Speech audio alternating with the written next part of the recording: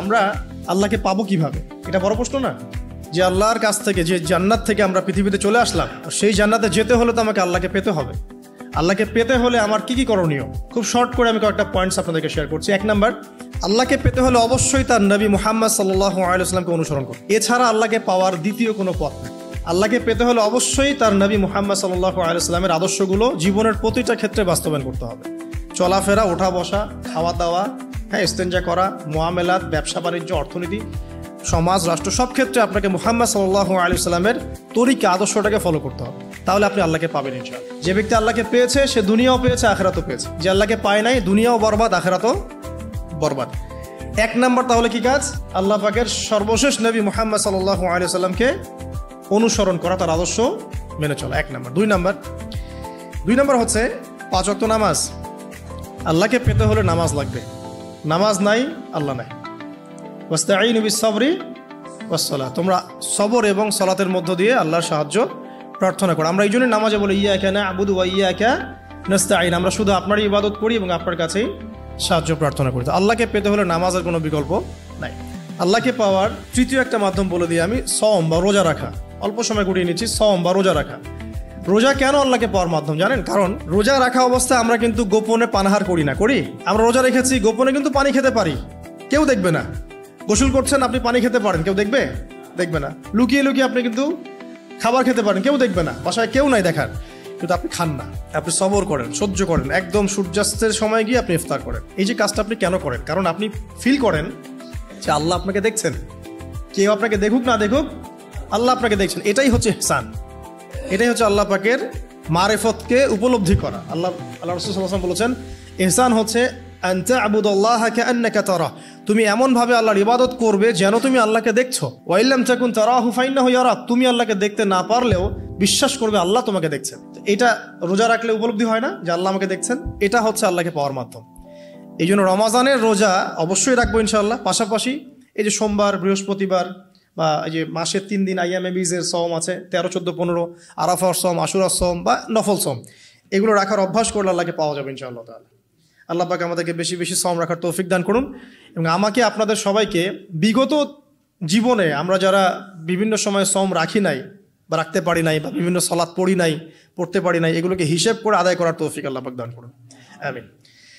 4 number একটা মাধ্যম বলে দিই আল্লাহকে পাওয়ার, সেটা হলো তিলাওয়াতে কোরআন। কোরআন তেলাওয়াত যে যত বেশি করবে, অর্থ উপলব্ধি করে পড়বে, সে আল্লাহ পাককে চাক্ষুষ পাবে ইনশাআল্লাহ। মানে আল্লাহ রাব্বুল আলামিন একটা চিঠি দিয়েছেন, মনে করেন আপনাকে, আপনার একজন, কথার কথা এক্সাম্পল দিচ্ছি, যে আপনার কোনো একজন বন্ধু আছে অনেক দূরের কোনো দেশে, তা আপনি তাকে দেখেনও নাই, আপনি তাকে চিনেনও, মানে আপনি তার চেহারা দেখেন নাই, তাকে চিনেন না, তার সাথে যোগাযোগের মাধ্যম হচ্ছে আপনার চিঠি বা মেসেজ, ঠিক আছে?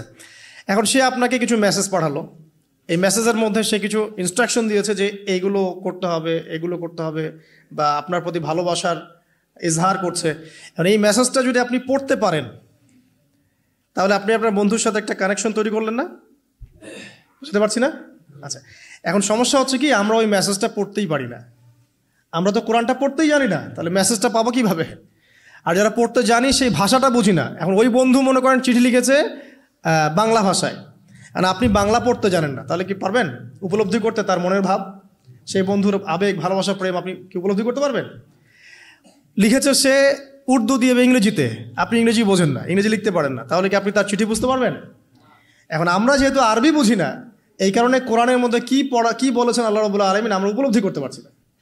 আমি কি বুঝাতে পারছি? তো কোরআন শুধুমাত্র তিলাওয়াত করা যথেষ্ট নয়। তিলাওয়াত করলে আপনি প্রত্যেক হরফে 10 নেকি পাবেন, কোনো সমস্যা নাই, কিন্তু ওই মেসেজটাকে উপলব্ধি করতে হলে আপনার অর্থটা জানতে হবে। অর্থ জানলে পরে আপনি দেখবেন আল্লাহকে আপনি চাক্ষুষ সামনে পাচ্ছেন ইনশাআল্লাহ তাআলা। আপনি হতাশ হয়েছেন, হতাশা দূর করার জন্য সূরা আছে কোরআনে। বিপদে পড়েছেন, বিপদ দূর করার সূরা আছে কোরআনে। আপনার রিজিকের সমস্যা কাটানোর সূরা কোরআনে আছে। কোনো হাজতের প্রয়োজন, সূরা ইয়াসিন, হাজতের সূরা চলে আসে। অসুস্থ হয়েছেন, শেফার সূরা কোরআনে আছে। বা কাউকে জিন টোনা করা হয়েছে, বান টোনা করা হয়েছে, ওর শেফাও কোরআনে আছে। এমন কোনো বিষয় নাই যেটা আল্লাহ রাব্বুল আলামিন কোরআনের মধ্যে নাজিল করেন নাই। ব্যবসা করতে চান, কোরআন কথা বলবে, ঠিক আছে? আপনি সামাজিক বিষয়ে ডিল করতে চান, সূরা হুজুরাত কথা বলবে। আপনি ইতিহাস ভালোবাসেন, কোরআনে ইতিহাস দিয়ে ভর্তি করা আছে। আপনি কাব্য ভালোবাসেন, কবিতা পড়তে ভালোবাসেন, কোরআনের মধ্যে কবিতা দিয়েও ভর্তি আছে। আর রহমান আল্লামাল কোরআন খলাকাল ইনসান, এখানে ছন্দ আছে না? প্রত্যেকটা ছন্দ, ওয়ান নাজমি ইযা হাওয়া মা আদাল্লা সাহিবুকুম ওয়া মা গাওয়া ওয়া মা ইয়ানতিকু আনিল হাওয়া, ছন্দ আছে না? আপনি উপন্যাস ভালোবাসেন, কোরআনে অনেক উপন্যাস আছে পড়ায়, যা চান তাই পাবেন কোরআনে। এক কথায় আপনি আল্লাহকে পাবেন কোরআনের মধ্য দিয়ে। তো কোরআনের সাথে যার সম্পর্ক যত বেশি, আল্লাহর মারেফত সে তত বেশি পাবে ইনশাআল্লাহু আজ্জা ওয়া জাল্লা। 4টা বলেছি না?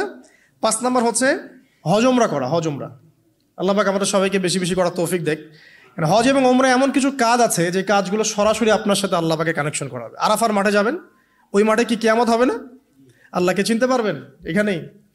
তারপরে যে সাই করেন না, সাফা মারওয়া সাই করে, ওখানে গেলে আপনি বুঝতে পারবেন যে কিভাবে ইসমাইল আলাইহিস সালামকে পানি দেওয়ার জন্য তার মা হাজারা এখানে দৌড়াদৌড়ি করেছেন। বাইতুল্লাহ দেখবেন, আপনি চিনবেন যে আল্লাহর তাওহীদ কি জিনিস। চোখে দেখার সাথে সাথে আপনার ভিতরে এমন একটা ফিলিংস আসবে যেটা ভাষায় প্রকাশ করা যাবে না। চোখে দেখার সাথে সাথেই এমন একটা ফিলিংস আসবে, আপনাকে আমি এটা ভাষায় প্রকাশ করে বোঝাতে পারবো না।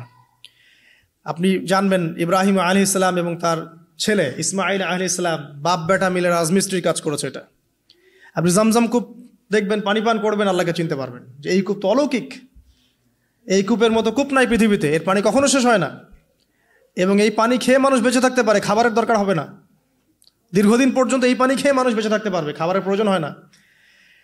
তো এই পানির মধ্যে এমন কিছু উপাদান আছে যেটা মানুষের শরীরের রোগগুলোকে শেফা দিয়ে দিবে ইনশাআল্লাহ তাআলা আল্লাহর হুকুমে।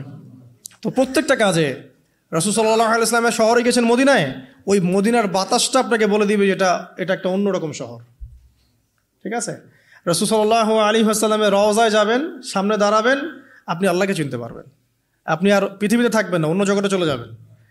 ওই যে বাকিউল গারকাত আছে, সাহাবীদের কবরস্থান জান্নাতুল বাকি, ওখানে ঢুকবেন, আপনার কাছে মনে হবে যে পৃথিবীটা আসলে কিছুই না, পৃথিবীর সবচেয়ে সেরা মানুষগুলো এই মাটির নিচে শুয়ে আছে। ওখানে আপনাকে খুবই তুচ্ছ মনে হবে তাদের সামনে। এই যে মানে বিভিন্ন জায়গায় গিয়ে আল্লাহকে চিনতে পাওয়া, এটা সবচেয়ে ভালো হয় হজ এবং উমরাতে গিয়ে। আল্লাহ পাক আমাদেরকে তৌফিক এনায়েত করুন, আমিন। তো এটা একটা আল্লাহকে পাওয়ার নিদর্শন। যাদের হজ ফরজ হয়ে গেছে অবশ্যই হজ করে ফেলবেন, আর যাদের সামর্থ্য আছে তারা বেশি বেশি উমরা করবেন। নবী সাল্লাল্লাহু আলাইহি ওয়াসাল্লাম বলেছেন, এক হজ পরের হজের মধ্যে যত গুনাহ মাফ করিয়ে দেয়, এক উমরা পরের উমরার মধ্যে যত গুনাহ সেগুলোকে মাফ করিয়ে দেয়। আল্লাহ পাক আমাদেরকে এই আমলগুলো করার তৌফিক এনায়েত করুন।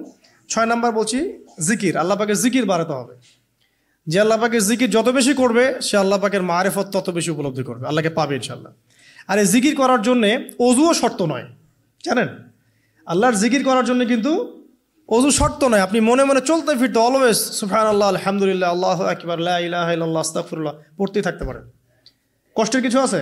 খালি জবান চলবে। মাঠে কাজ করছেন, ওই যে লাঙল দিয়ে কাজ করছেন, সেচ দিচ্ছেন, আপনি পড়তে থাকবেন আস্তাগফিরুল্লাহ ওয়া আতুবু ইলাইহি, লা হাওলা ওয়ালা কুওয়াতা ইল্লা বিল্লাহ, সুবহানাল্লাহ, আলহামদুলিল্লাহ, লা ইলাহা ইল্লাল্লাহ, আল্লাহু আকবার। কোনো সমস্যা নেই। রান্না বান্না করছে মেয়েরা, এটা করতে করতে পড়তে পারবে না? গাড়ি ড্রাইভ করতে করতে আপনি পড়তে পারবেন লা ইলাহা ইল্লাল্লাহ ওয়াহদাহু লা শারীকা লাহু, লাহুল মুলক ওয়া লাহুল হামদ ওয়া হুয়া আলা কুল্লি শাইইন কাদির। যে কোনো কাজ করতে করতেই ইল্লাল ইস্তেনজা বাদ দিয়ে। ইস্তেনজা কি জিনিস?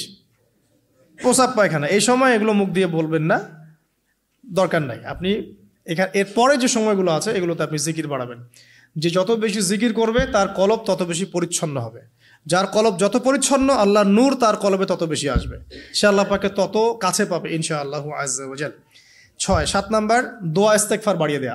আল্লাহর কাছে বেশি বেশি দোয়া করতে হবে। দোয়া বাড়িয়ে দেন। দোয়ার জন্য হুজুর ডাকতে হবে না, দোয়ার জন্য আমাকে ডেকে বাসায় খাওয়ানোরও দরকার নেই আপনার। দোয়ার জন্য আপনি যথেষ্ট। নামাজে দাঁড়ান, নামাজের সেজদায় দোয়া করেন, নফল নামাজ পড়েন, নফল নামাজের সেজদায় দোয়া করেন, নামাজের পরে হাত তুলে দোয়া করেন, প্রয়োজনে নামাজে সালাম ফেরানোর আগে দোয়া করেন, যে কোনো ভালো কাজ করেছেন তারপর দোয়া করেন। ঠিক আছে? কোরআন তেলাওয়াত করলেন, দোয়া করেন, তাহাজ্জুদের ওয়াক্তে দোয়া করেন, বৃষ্টি পড়ছে তখন দোয়া করেন। ঠিক আছে? মানে দোয়া কবুলের মোমেন্ট, সময়গুলো, আজান হয়েছে, আজান ইকামতের মাঝখানে দোয়া করেন। এই যে এখন খুতবা হচ্ছে, এই সময় দোয়া করেন, দোয়া কবুল হবে। দিনী মজলিসে বসেছেন, দোয়া করেন, দোয়া করতে থাকেন মনে মনে। যত বেশি আপনি দোয়া করতে পারবেন আল্লাহর কাছে, ইনশাআল্লাহ আল্লাহকে আপনি তত কাছে পাবেন ইনশাআল্লাহ। এটা আল্লাহকে পাওয়ার অন্যতম মাধ্যম। এবং ইস্তেগফার মানে কি? তওবা করা। আস্তাগফিরুল্লাহাল্লাযী লা ইলাহা ইল্লা হুয়াল হাইয়ুল কাইয়ুম ওয়া আতুবু ইলাইহি। এটা বেশি বেশি পড়বেন। দিনে কমপক্ষে 70 বার বা 100 বার পড়ার চেষ্টা করবেন। আল্লাহ পাক তৌফিক দান করুন। কয়টা বলেছি ভাই? 7টা। আচ্ছা, 8 নাম্বার হচ্ছে সদকা করা। সদকা, দান সদাকা আল্লাহর কাছে খুব বেশি পছন্দের। দান সৎকা করার জন্য সম্পদ লাগে না, আমার কথা শোনেন। দান সৎকা করার জন্য সম্পদ লাগে না, কলিজা লাগে, মন লাগে। বহু বড় বড় মানুষ আছে দান সৎকা করতে পারে না, কোটিপতি, জাকাত দেয় না, আছে না? আর বহু গরিব মানুষ ভ্যান চালায়, কৃষিকাজ করে, দেখবেন 100 টাকা দান করে দিল। মন থাকতে হয়, মন, কলিজা বড় থাকতে হয়। তো যাদের কলিজা বড়, মন বড়, তারা দান সৎকা করতে পারবে ইনশাআল্লাহ। আর যার মন বড় সেখানেই তো আল্লাহ নূর আসবে। সংক্ষিপ্ত মনে কি, সংকীর্ণ মন, আল্লাহ নূর কোত্থেকে আসবে? কথা বুঝতে পারে নাই? তো দান সৎকা বাড়ান। আপনি 1 টাকা দান করেন, 5 টাকা দান করেন, হালাল রিজিক থেকে 1 টাকা দান করেন, সেটা আল্লাহর কাছে অনেক বেশি পছন্দের। একটা হাদিসে নবী সাল্লাল্লাহু আলাইহি ওয়াসাল্লাম বলেছেন, হালাল উপার্জন থেকে আল্লাহর বান্দারা যখন একটা খেজুরও দান করে, আল্লাহ পাক সেই একটা খেজুরকে আস্তে আস্তে বড় করতে থাকেন, বড় করতে থাকেন, বড় করতে থাকেন। এটা এক পর্যায়ে পাহাড়ের সমান হয়ে যায়। কিয়ামতের মাঠে মানুষ তার দান এবং সাদাকার যে ছায়া, এই ছায়ার নিচে অবস্থান করবে। আপনার বিপদ হয়েছে, দান সৎকা করেন, বিপদ দূর হয়ে যাবে ইনশাআল্লাহ। জটিল কোনো রোগ হয়েছে, কোনো ডাক্তার ট্রিটমেন্ট করতে পারছে না, সৎকা করেন, রোগ ভালো হয়ে যেতে পারে ইনশাআল্লাহ। সৎকার ব্যাপক ফজিলত আছে। সদাকা, দান, সদাকা, দোয়া, এগুলো তাকদিরের যে বিপদ আপদগুলো আছে না, ঝুলে আছে, আমাদের তাকদিরে বিপদ আছে না অনেক, এগুলোকেও সরিয়ে দিতে পারে।